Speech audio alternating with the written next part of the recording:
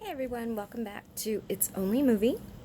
I'm Leisha, and I'm not talking about horror or movies today, but I'm talking about a couple of TV shows that I'm watching.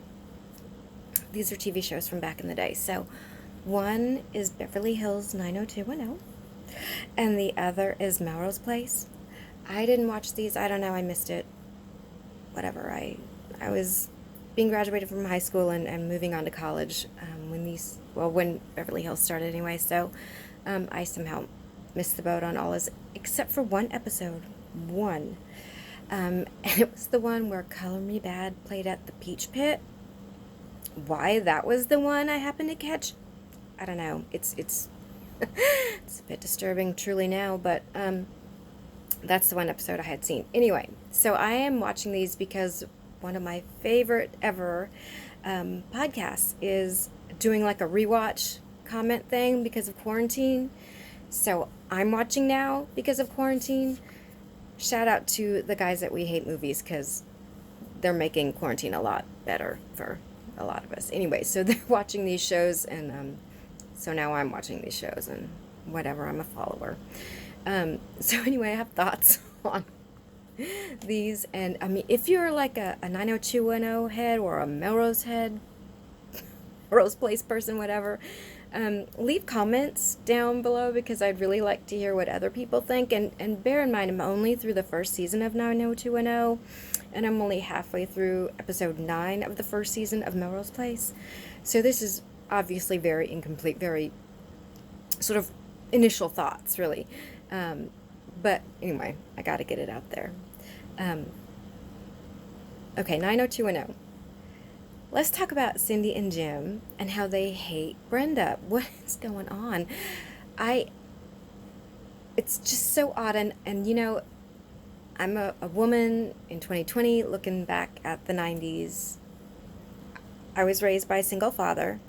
So a lot of things are different from where, and I'm an only child. So from where I came up and how I came up to what's happening in this family dynamic, I'm aware of that. However, the double standards are crazy with the way they treat Brenda and Brandon. Try not to say Brendan and Brant, whatever. I'm trying to get their names right. It's like whole other levels of respect seems like the parents have for Brandon than they do for Brenda, and that's troubling to me. It may be a girl thing, whatever. I find that it's crazy that they're bailing this kid out of jail, Brandon, where Brenda is home cleaning up after, okay, the party was messy. A mess, sure. But these people are just, they're hugging Brandon and they're so happy he's there. And granted, I didn't want the kid to die in a car wreck. That's not what I mean. But had it been me, not sure I'd be alive today. Because I know my father would have laid into me. But anyway, and so they hug him, Brandon. We're so happy you're here. They get home and they're like, what's this mess party? And they're yelling. Jim is yelling at Brenda. Just, I don't know, man. That's crazy. Just a thought. Okay, so as I mentioned, I finished the first season, and I read the preview or the here's what's happening next on 90210 for the first episode of season 2, and I realized that Cindy and Jim, mostly Cindy, are okay with Brandon now. That may well change in a minute. I have a feeling some different feelings may develop. We'll have to see what's going on. Okay, next point. Steve is a big old jerk face. I don't like this guy. I think he's an idiot. I think he's a racist. I think we found that out in the episode with the basketball tryouts. I think they never sort of apologized for it or tried to make it better, tried to have him learn something about his thoughts for people or about people of color. No. So, yeah, I don't like him. I think he's a jerk. I don't get it. I think that he was quite rude to Donna at the spring dance. I get that they went as friends. I went with friends to my dances. but I didn't wander off and leave them alone all night. I think that's rude. That's not cool. I know that he's hung up on Kelly, blah, blah, blah, whatever. But that's still rude, and you don't need to act that way. And yeah, I'm older and I'm looking back going, come on. But I don't remember doing that. Anyway, a lot has changed. A lot has changed. All right.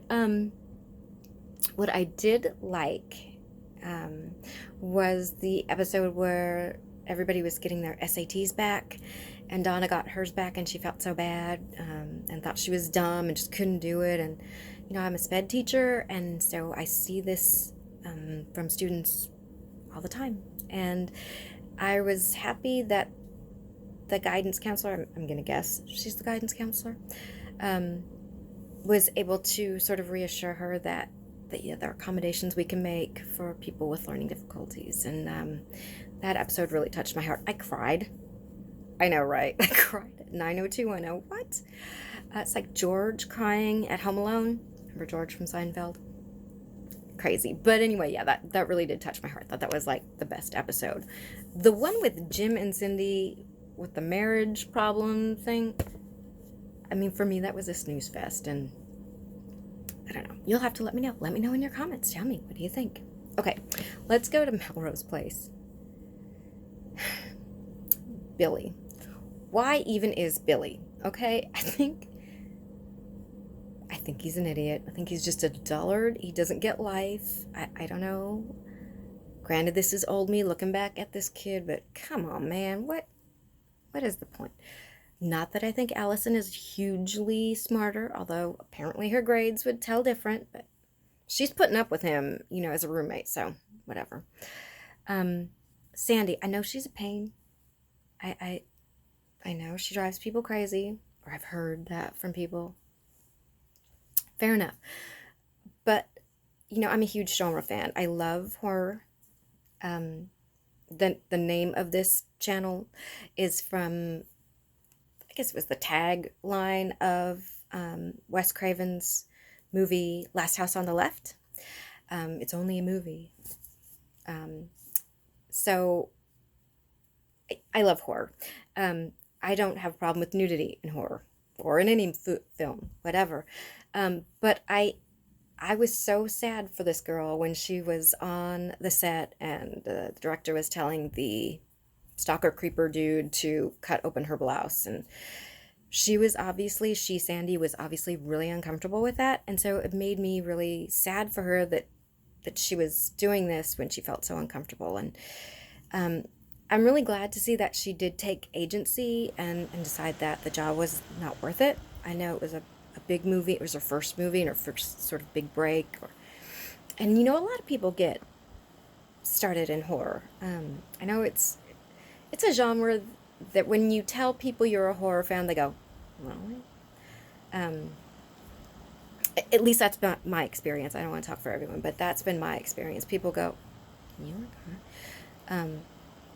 But it's my favorite. And so, and a lot of people, like I mentioned, get started in horror. I mean, Kevin Bacon and Johnny Depp and Jamie Lee. And so I'm glad that although this was her first big break, she was able to say, I don't need this job. I'm not comfortable doing this, and I'm walking. That again was an episode that touched my heart, because I feel like sometimes men, maybe, I don't know, feel like they have to do that to accommodate a script or a director, and I'm glad that she was able to stand up for herself. Okay. I think that overall the series, props to the series for having a woman of color and a gay man in the primary cast. I think that's a good thing. I don't think we need to be reminded that Matt is gay every time the show comes on. I mean, maybe they just feel like they have to go, oh yeah, and by the way, in case it's your first time watching, I don't know. But I think it gets to be a little too much. That's just me. I feel like Sandy's accent went away at some point. I know that at first she was all, hi y'all, I'm from South Carolina. And it was real breathy. It was real long drawl. And then it sort of goes away somewhere between, I don't know, episode 7, 8. It's like much more toned down. But that stalker episode did. Why am I identifying with Sandy so much? I don't know. The stalker episode really creeped me out. That really made me nervous, and I'm grateful she got through it alive. And I know that we're still behind on laws for that, but it's scary to look back. You know, being in 2020, back at I guess it was 1992, at how far away we were from where we need to be, and I still have a long way to go to protect people from these incidents. But I'm really glad that it's better now. We do have some things we can do. Anyway, that episode did worry me because that guy was really scary. Okay, again with Billy. I'm sorry. I know I could rant all day on just a kid. I'm in the episode 9, which is the one where he's dating the girl who played the lead on Just One of the Guys. Do y'all remember that classic, Just One of the Guys? It's hugely problematic. But anyway, I think her name is Joyce. Maybe Hyacinth. It's with an H. Joyce. Hi. I don't know. Yeah. So he's dating her. She has a kid, and he's looking after the kid while she does her job. While she's performing. She's a stand-up comic. And so he decides to take the kid to Magic Mountain, and he drags Allison along because why wouldn't you drag Allison along? And, you know, he's talking about children and blah, blah, blah. Every woman wants to be a mother. And I just want to say, hold up, dude. Hold up. Man speaking for all women, stop. Because, no, we don't. Not all women do that. Some of us are teachers, and we have enough with all y'all's children. And we don't want, and some of us can't have children. Some of us just really choose not to do that. So just pump the brakes there, homie. You don't know. Stop. I could go all day. Anyway, that's where I am in the episode now, is where Allison is sort of going, yeah, right, whatever, shut up, I don't think I'm good enough. That is also another factor. We don't know that we can handle children. Anyway, so yeah, so if you have thoughts on these shows, let me know. I'm interested to know what other people think, because I know I'm way behind on these, but I don't know. They're making me laugh. What can I tell you? It's summertime. I'm in Texas. It's really hot. I'm not going out because we still have a lot of corona, and I'm immunocompromised. So I'm staying in. Also, there's air conditioning inside, so that's yay. Staying in, and I'm watching these crazy shows, and yeah. So tell me what you think.